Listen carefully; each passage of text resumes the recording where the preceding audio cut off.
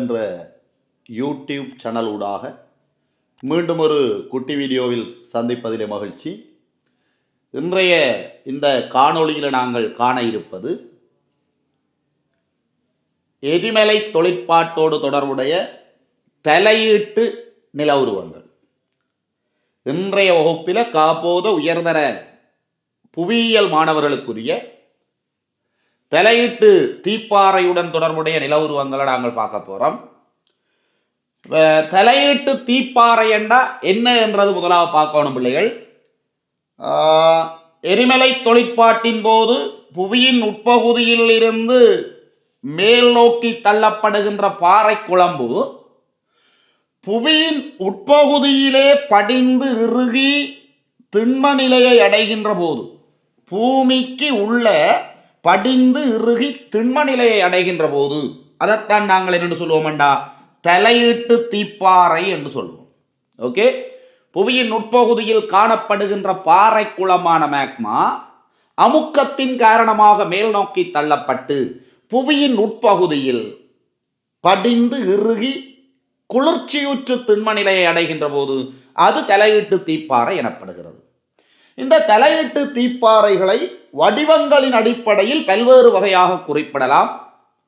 அதில் ஒன்று பாருங்க பிள்ளைகள், கிடைத்தீப்பாறை, 2 குத்து தீப்பாறை, 3 குமிழ் தீப்பாறை, 4 குழிவு தீப்பாறை, 5 பெருங்கற்பாறை திணிவு அல்லது உள்ளிட்டுலம், 6 வெள்ளை தீப்பாறை. ஓகே, இதுல முதலாவது கிடைத்தீப்பாறை என்றா என்னன்னு பார்ப்போம். அப்படி கிடைத்தீப்பாறை என்றா என்ன பாருங்க. இருக்க இந்த புவியின் உட்பகுதியிலே காணப்படுகின்ற இந்த பாறை குழம்பு, அதான் மேக்மா என்ன செய்யும்டா, அமுக்கத்தின் காரணமாக அப்படியே மேல் நோக்கி தள்ளப்பட்டு மேல் நோக்கி வந்து இந்த புவியின் உட்பகுதியிலே, இது புவியின் மேற்பரப்பண்டு வைங்கோ, புவியின் உட்பகுதியிலே அடையற்பாறைகளை வேறுபடுத்தும் கிடையான இடைவெளிகளுக்குள், அடையற்பாறைகளை வேறுபடுத்தும் கிடையான இடைவெளிகளுக்குள் புகுந்து திண்ம நிலையை அடைகின்ற போது அதைத்தான் நாங்கள் கிடைத்தீப்பாறை என்று சொல்லுவோம். புவியின் உட்பகுதியிலே காணப்படுகின்ற பாறை குளமானது அமுக்கத்தின் காரணமாக மேல் நோக்கி தள்ளப்பட்டு புவியின் உட்பகுதியில் அடையற்பாறைகளை வேறுபடுத்துகின்ற கிடையான இடைவெளிகளுக்குள் புகுந்து குளிர்ச்சியுற்று திண்மமாகின்ற போது அதைத்தான் நாங்கள் கிடைத்தீப்பாறை என்று சொல்லுவோம். இரண்டாவது பாருங்க பிள்ளைகள், இரண்டாவது குத்து தீப்பாறை. அப்படியே மாற்றி சொல்லுங்க. அப்படி புவியின் உட்பகுதியில் காணப்படுகின்ற பாறை குழம்பானது அப்படியே எரிமலை தொழிற்பாட்டின் போது மேல் நோக்கி தள்ளப்பட்டு புவியின் உட்பகுதியிலே நிலைக்குத்தாக ஊடுருவி சென்று திண்ம நிலையை அடைகின்ற போது அது குத்து தீப்பாறை எனப்படும். விளங்க சொல்ல முடியும். நிலைக்குத்தான பாறை உடைவுகளுக்குள்ள இறுகி திண்ம நிலையை அடைகின்ற போது அது குத்து தீப்பாறை ஆகும். இலங்கையில் கல்லோடைக்கு அண்மையில கல்லோடை என்ற இடத்துக்கு அண்மையில தியமங்கட என்ற இடத்துல பிரசித்தி பெற்ற ஒரு குத்து தீப்பாறையை நாங்கள் காணக்கூடியதாக உள்ளது. ஓகே, இரண்டாவது. மூன்றாவது குமிழ் தீப்பாறை. இது எப்படி, புவியின் உட்பகுதியில் காணப்படுகின்ற பாறை குளம்பானது அகவிசை செயன்முறைகளால் மேல் நோக்கி எழுச்சியுற்று புவியின் உட்பகுதியிலே குமிழ் வடிவில் இறுகி திண்ம நிலையை அடையும் போது அது குமிழ் தீப்பாறை ஆகும். இது சாதாரண வடிவத்தை வச்சு கொண்டு சொல்லுறோம். இதன் மேற்பகுதியிலே குமிழ் வடிவமும், மேல குமிழ் வடிவமும், அடிப்பகுதியில் தட்டையான வடிவமும் காணப்படும்.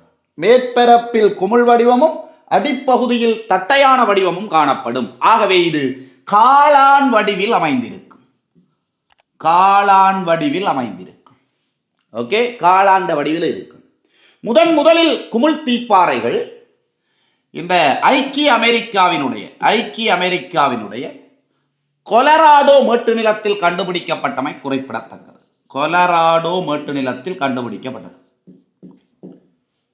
Okay, right.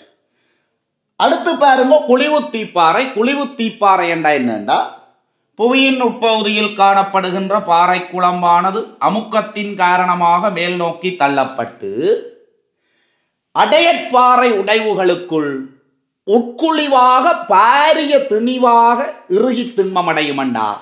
அதுதான் குழிவுத்தீப்பாறை. புவியின் உட்பகுதியில் காணப்படுகின்ற பாறை குழம்பான மேக்மா அமுக்கத்தின் காரணமாக மேல் நோக்கி தள்ளப்பட்டு புவியின் உட்பகுதியில் அடையற்பாறை உடைவுகளுக்குள் உட்குழிவாக படிந்து இறுகி திண்ம நிலையை அடைகின்ற போது அது குழிவுத்தீப்பாறை. இது ஒரு பாரிய நில உருவமாக இருக்கும், பெரிய நில உருவமாக இருக்கும்.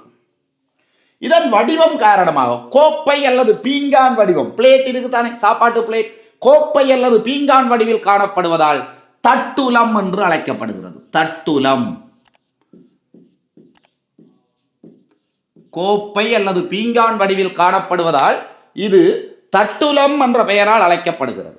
ஓகே, அடுத்தது பார்க்கிறீங்க பெருங்கற்பாறை திணிவு. எப்படி? இது புவிமேற்பரப்பு, புவியின் உட்பகுதியிலே காணப்படுகின்ற பாறை குழம்பான மேக்மா அப்படியே மேல் நோக்கி தள்ளப்பட்டு மேக்மாவின் மேல் நோக்கிய தள்ளுகை விரைவாக வலுவிழப்பதால் புவியின் ஆழத்தில் மிக பெருந்திணிவாக படிந்து இறுகி திண்ம நிலையை அடையும் அண்டா. அதுதான் பெருங்கற்பாறை திணிவு. பாருங்க, புவியின் உட்பகுதியில் காணப்படுகின்ற பாறை குழம்பான மேக்மா அமுக்கத்தின் காரணமாக மேலே தள்ளப்பட்டு பாறை குழம்பின் மேல் நோக்கிய தள்ளுகை விரைவாக வலுவிழப்பதால் புவியின் உட்பகுதியில் மிகவும் ஆழத்தில் பெருந்திணிவாக படிந்து இறுகி காணப்படும் போது அது பெருங்கற்பாறை திணிவு அல்லது உள்ளிட்டுலம் என்று அழைக்கப்படுகிறது. ஓகே, உலகில மிகச்சிறந்த ஒரு பெருங்கற்பாறை திணிவை ஐக்கிய அமெரிக்காவினுடைய இடகோ என்ற இடத்துல வந்து காணலாம். இடகோ என்ற ஒரு மாநிலம், நெவடா, இடகோ ஆகிய மாநிலம். அது இடகோ உள்ளிட்டுளம் என்றே சொல்லுவார்கள். ஓகே, அடுத்தது வில்லை தீப்பாறை. அப்ப வளமையானதுதான். புவியின் உள்ளே காணப்படுகின்ற பாறை குழம்பான மேக்மா அமுக்கத்தின் காரணமாக மேல் நோக்கி தள்ளப்பட்டு புவியின் உட்பகுதியில் பாறை இடைவெளிகளுக்குள் வில்லை வடிவில் படிந்து இறுகி திண்ம நிலை அடைகின்ற போது அது வில்லை தீப்பாறை. ஏனைய தலையீட்டு தீப்பாறைகளோடு ஒப்பிடுகின்ற போது இவை சிற்றளவிலான நில உருவங்களாக இருக்கும். அவ்வளவுதான் பிள்ளைகள். இன்றைக்கு இந்த காணொளியில நீங்கள் தலையீட்டு தீப்பாறைகளினுடைய வடிவங்களை பற்றி பார்த்துருந்தீங்க. இந்த வீடியோ உங்களுக்கு பிடிச்சிருந்தால் லைக் பண்ணுங்க, ஷேர் பண்ணுங்க, கமெண்ட் பண்ணுங்க, சப்ஸ்கிரைப் பண்ணுங்க, நண்பர்களோடு பகிர்ந்து கொள்ளுங்கள் என கூறி விடைபெற்றுக் கொள்கின்றேன். நன்றி, வணக்கம்.